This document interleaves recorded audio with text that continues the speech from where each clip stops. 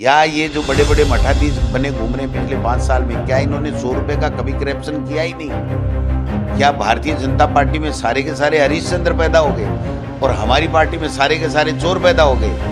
तो ये सब जनता जान रही है और जनता इनको जवाब दे देगी। ये कह रही है कि आपने, बीजेपी ने वादा खिलाफी की। गजेंद्र सिंह जी कुल जल संसाधन मंत्री ये खुद कह रहे हैं कि राठौड़ साहब को आप इलेक्शन जिता के इनकी सरकार बना दो, हम 72,000 करोड़ रुपए दे देंगे। तो आप समझ सकते हो कि ये इलेक्शन के लिए काम करते हैं और इनके वादे पे विश्वास कौन करे? जब पहले देश का प्रधानमंत्री वादा कर गया उसको इन्होंने पूरा नहीं किया और जल संसाधन मंत्री यहाँ का होके नहीं किया, तो आप समझ सकते हो कि कोई इनकी बातों में दम नहीं, इनके ऊपर विश्वास नहीं। कांग्रेस के नेता लगातार आरोप लगा रहे हैं कि चुनाव आया और राजस्थान में इनकम टैक्स, ईडी की कार्रवाई रेट ज्यादा होने लग गई। अब कल नोटिस मिला है गजेंद्र सिंह शेखावत को, अपने जो केंद्रीय मंत्री है, उसमें अब दोनों तरफ से ये तो बात बराबर जनता तक पूरी नीचे तक चली गई है कि जो केंद्रीय नेतृत्व है बीजेपी का, सरकार है, वो अपनी संवैधानिक संस्थाओं का, जिसमें ईडी, सीबीआई, इनकम टैक्स आती है, उनका दुरुपयोग कर रहे हैं। और दुरुपयोग का आप देख लिए, छत्तीसगढ़ में छापे पड़ रहे हैं, राजस्थान में पड़ रहे हैं, जहाँ भी पड़ रहे हैं। लेकिन एक बात बताइए, एक भी ऐसा नेता बता दो भारतीय जनता पार्टी का जिसके यहाँ छापा पड़ा हो। मान लो एक तरीके से डीओआईटी है, डीओआईटी में अंदर सेक्रेटरीट में पैसा मिला, वो जो काम है, वो जो फाइल है, वो जो टेंडर है, वो हमारी सरकार से पहले का भी है उसमें, तो क्या उनमें से किसी के गए ये?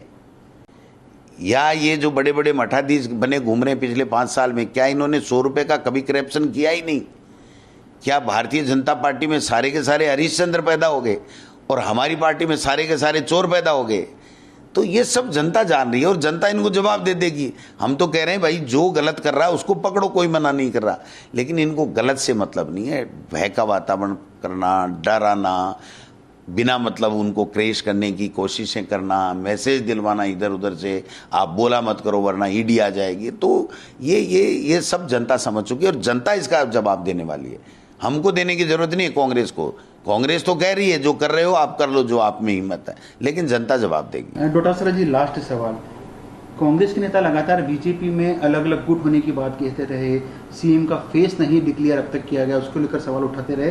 कांग्रेस की बात की जाए तो बीजेपी के नेता सचिन पायलट के गुट अलग होने की बात कहते हैं, संगठन के गुट अलग होने की बात कहते हैं। किसके चेहरे पे चुनाव होगा ये भी अब तक कुछ तय नहीं बताते।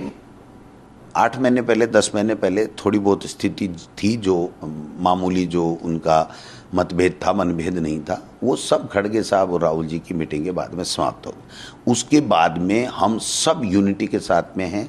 सचिन जी भी जब भी उनको मौका मिलता है वो ये कहते हैं कि हम सब तन मन धन से लगेंगे और हम जीतेंगे, क्योंकि लोकतंत्र खतरे में है और प्रदेश में बड़ा नुकसान हो जाएगा अगर भारतीय जनता पार्टी आती है। और देश में दोबारा 2024 में अगर मोदी जी आते हैं तो मैं समझता हूँ आगे इलेक्शन ही नहीं हो, ऐसी स्थिति भी पैदा हो सकती है।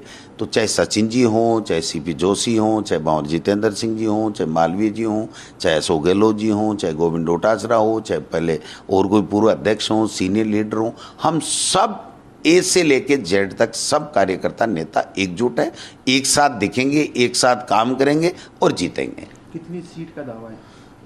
बहुमत बहुत अच्छा आ रहा है। अब सीटें तो जब सारी टिकटें हो जाएं उसके बाद में जो एनालिसिस करने वाले करेंगे, आप लोग करेंगे, मीडिया करेगा, सर्वे वाले करेंगे, लेकिन हम तो ये कह रहे हैं कि अभी जो स्थिति बनी हुई है भारतीय जनता पार्टी की, जो मैं सुन रहा हूँ, मतलब वेरी शॉकिंग है बीजेपी के लिए कि जो 41 हैं उसमें से लोग कह रहे हैं 4 भी नहीं जीतेंगे। बीजेपी के लोग कह रहे हैं, गोविंद डोटासरा नहीं कह रहा है।